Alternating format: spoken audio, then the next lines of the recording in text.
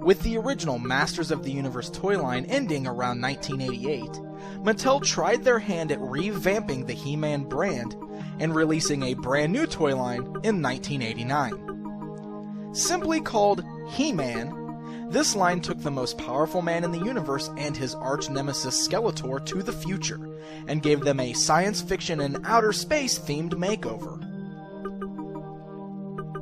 To coincide with this new toy line, Jetlag produced a new cartoon series called The New Adventures of He-Man, which told brand new stories of He-Man and his new friends defending the planet Primus in this futuristic world. Because of this cartoon series, this toy line is often referred to as the New Adventures toy line. There was also an included mini-comic that came with a new He-Man action figure. Titled The New Adventure, the story of this comic actually does a pretty decent job of bringing together the Eternia we all know and love with this new space battle story arc, and in my opinion, actually does a better job than the cartoon series did. In this book, we meet Hydron and Flipshot, two soldiers from the future who have traveled back in time to locate the hero who was prophesied to save their endangered planet. Being tricked by Skeletor, the two men almost take him back to the future with them after following his orders to drain Castle Grayskull of the power of Grayskull. Prince Adam heroically jumps aboard the starship to warn Hydron and Flipshot of their mistake, and in an amazing moment, transforms into He-Man right in front of Skeletor. Skeletor has that great moment of realizing that his archenemy was Adam the entire time, and attempts to grab the power sword while Adam is transforming. The blast from the transformation badly burns and injures Skeletor. However, he later repairs himself with cybernetic parts, which explains his new look in this series. He-Man is now permanently transformed, and accepts his new mission to go to the future to help save Primus. Now, I realize I spent a little more time than I usually do going over the mini-comic, but I actually really like this story arc so much that I felt it was necessary to help folks understand this new line a bit in case they've never actually read this story. Now, let's take a look at the two main characters in this toy line from 1989, He-Man and Skeletor. Right away, you can see a huge difference between the overall designs of these figures compared to the vintage Masters of the Universe toy line. While the original figures were stocky and beefed up, these new figures went with a more slender, taller design. The figures still stood in the 5-inch scale, but were much more in line with the style of many of the figures that were approaching toy stores in the early 90s. The articulation in this line generally featured side-to-side turning head, up and down movement in the arms, a turning waist which usually triggered an action feature, a pretty decent amount of leg movement allowing for some wider stances, and for the first time in a Masters of the Universe action figure, we are treated to knee joints.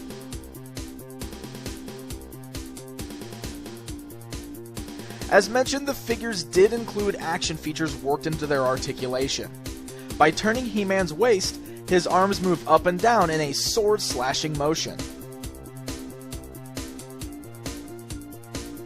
Turning Skeletor's waist has a similar effect, causing him to swing his staff.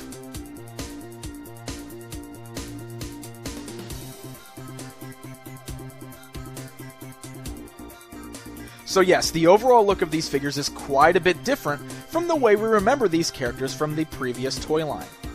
Both He-Man and Skeletor sport brand new outfits for their space adventures.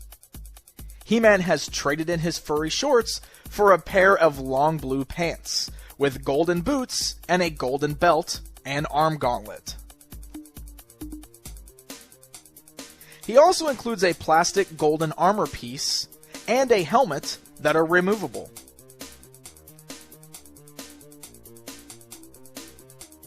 He has a translucent yellow shield that snaps onto his arm in a similar fashion to that of the old figure. And he also includes his famous power sword, but with an entirely new look. The sword has been given a sci-fi overhaul, as it now features a golden hilt with a blade that is made of the same translucent yellow plastic as the shield. This gives it more of a lightsaber feel, and is quite a far departure from his classic and well-recognized sword.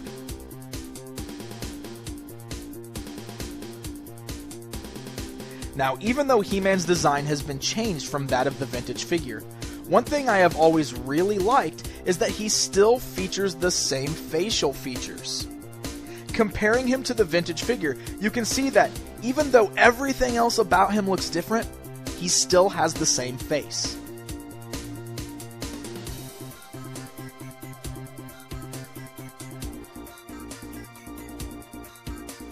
Now, Skeletor's look is quite different as well. As was explained in the mini-comic, he now features a ton of cybernetic parts. The details sculpted onto this figure are actually pretty nice. Although most of those little details are unpainted, it's still cool seeing all of the little wires and such poking around his skin. Now, you may recall me mentioning this in my episode on Laser Light Skeletor, but it's almost as if Mattel had been planning this transition for a few years.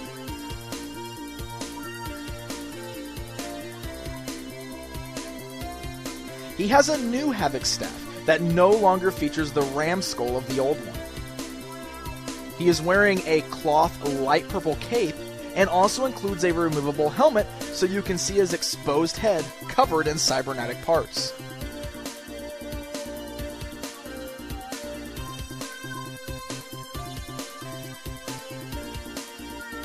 The New Adventures of He-Man toy line from Mattel was not met with much success. The line only lasted about a year, and many collectors don't even remember having any of these figures as kids. This line is often regarded as the black sheep of the Masters of the Universe toy world. The drastic departure from the original mythos, as well as the huge change in style and appearance of these characters, oftentimes turns fans off from collecting this line. But if you're able to look past all of that, I still really feel that this is a cool line of action figures, and includes some really fun characters and playsets that we're going to take a closer look at down the road. Until next time.